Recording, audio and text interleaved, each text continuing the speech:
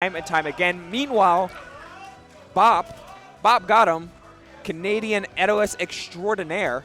I've heard good things. Heard great things, and we're seeing the right people here on the mic before and now. Etalus believers all over the place in this venue. You can hear it in the crowd, and you're going to hear it on the mic because this character is silly. He is so silly. One of the things that I think is going to be critical for Spargo is how do you deal with this cretin off stage? How do you edge guard? How do you ledge trap? If you can't find the answers in real time to the flavor of this character that Bob Gotham brings to the table, you're going to be in trouble.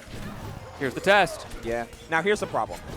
Etalus is extremely good at snowballing out of control with one dash attack bear, or like a forward air into a throw conversion, something big.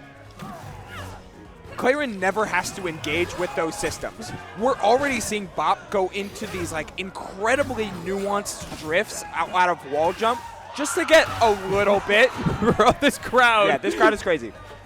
It's really tough for Etalus to get out of the corner against Clairen because Clairen's never really putting herself at risk. Yes. Despite Etalus' X factor, Clairen can just maintain such a strong position and never let it go. And his recovery is so slow. So slow. Man. Very, very susceptible to any amount of pokes. I don't know if y'all can hear any of the crowd on the mic, I but hope so. They're losing their minds over like two-piece conversions coming out from Bob Gotham. They want so badly to see the hometown hero win, but Spargo, he's got tippers for days. Spargo has always been a ruthless styler, but when you go that deep, you gotta be aware of the reversal, and Etalus, he can make it back from whatever distance. So going for reversals is oftentimes, not even oftentimes, almost always in his favor. Who goes for the up? There you go. Point. He wants it so badly. Spargo does miss a tipper, misses another tipper. I think either of those could have been curtains, giving Bopham Gotham another opportunity on this stock. Yeah. However, to your point, there is no risk for Spargo. It's all reward until he goes for the F strong on shield.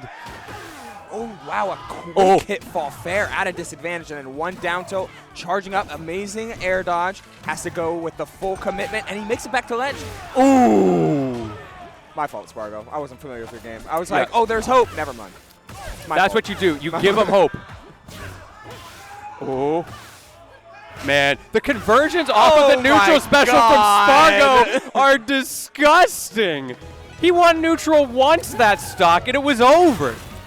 It's just compounding problems. We talked a lot about the corner, right? Like the corner, Etalus has so hard of a time like getting through Clairen, who's always able to poke and reset and all of that, or like land a tipper and extend just ad infinitum.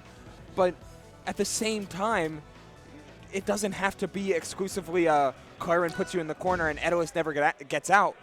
It can be whatever the Clairen wants because one tipper is the world against a big body like Etalus. One tipper often means three. It was so gross. I'm still not over how gross that final stock was. However, the crowd coming to life as a clean 60 to start this out from Bob Gotham has a big stage to work with. Again, going for that up air reversal. Spargo's got to be careful. Yeah, going for big chase down. Spargo grabbed the ledge a little bit earlier and finds a parry. Going to find the Phantom Echo, Plasma Echo, into more. Down air. Needs one more. And he wants it. Oh, but there's a big reversal. We're on Hyperborean for a reason. Lack of access to walls. Oh no. Oh, there's the reversal, and there's no wall to save. Spargo has to go for the 50-50, gets on stage. Bopham Gotham, unfortunately, not able to take full advantage. That was your moment. Finding a second moment against Spargo is already difficult. He doesn't give those up easy. He's a control style of Clairen with an incredible on-hit game, and it maximizes everything about the character. That was your single mistake allotment, Bopham Gotham. You have to play perfectly from here on out. The spacing from Spargo does get a little bit outspaced, outcalled by Bopham Gotham. Turning it around, almost gets the up strong. He's fiending the Nair, sending too high, only getting an Icicles after. Looking for back air here. Yeah, hunting. Trying to change it out with a forward air, but Spargo's aggressive. This is so high octane. Every hit means so much from both sides. Two incredibly offensively oriented characters. Oh, but doesn't get the wall. He burned his up special early to threaten forward air, but forward air reducing the amount of drift he could have in order to get to the wall on Hyperborean Harbor. Counter pick not working out in ton, especially with these high platforms. Go for it again, Spargo. You know you want it. Oh, he definitely wants it. He wants it so badly, and he gets it. That was hot. That was Spargo's styling. He's styling and feeling all of that mojo right now, trying to make it into the top 8 with a clean slate on his record. 3-0 for the top 8 qualifier would be 3-0 for actually the past 2 sets. He did go 3-2 against Godly. Shout out to Godly. Big 3 shout out. against Yoda Cage. Maybe even a 3-0 against Bop and got him. Going to Rockwall, trying to add extra variance and put it all on black, to use that same reference again. At the beginning of the set, we asked the question, how well will Bop Gotham be able to mix up that recovery, and how well will Spargo be able to deal with those mix-ups? And I think we're getting our answer pretty clearly right now. An up air every time. Spargo's not giving it up. Not giving up the up airs for reversals. And the CC on the rising back air again from Bop was just so good from Spargo. Everything is where it should be. Yeah, hit him with the you thought right there. It feels so bad. Like, it's finally my turn. Nope, you got CC'd. Anyway. Yeah. It's a oops, try again. Spargo is playing a turn-based RPG right now. Oh, and you DI'd out, but if you DI'd in, you got hit. Yeah, you got hit anyway. It doesn't matter. It's refined. Refined gameplay is exactly what I'm looking for in Rivals of Aether 2. Who is the most purposeful in every interaction, and Spargo oozes purpose. Yes, he does. What is my purpose? You destroy Etalus. Well, sometimes to your own detriment.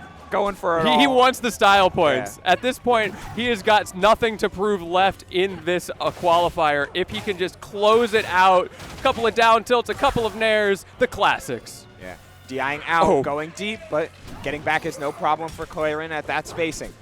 Oh, a standard wave dash, but it was still in, or in-place wave dash, but it was still in range for Bop's grab range, getting up with the special get-up. I'll tell you what, though, Bop hasn't given up, and neither has the crowd. They are still cheering for every hit. However, as I say that, get your salutes in the chat. 07 Bop, you're going to go down to loser's side as Spargo takes it with a clean, a dominant 3-0. It was tight. It was tight all the same, and from every angle that you could look at Spargo's gameplay. And that's like the whole, we'll split it up. We'll split it up. Canada Day just passed. We'll split it up. We'll split it up. Canada. Canada still has a member in top 8. Marlon's Canadian. Yeah, that's true. Yeah, you're right. You're right. Y'all are eating. You're just fine. You're fine. And, of course, Bop is going to be going down to loser's side. Still has an opportunity to qualify for Championship Sunday. Yeah, of course. And it is never an issue when you have as much explosive potential as Bop showed off. But when you play against a player like Spargo on a character like Clairen, it's so hard to cause chaos and to cause disruptions and to make things happen in the way that Etalus really wants to. He wants to find these big brazen dash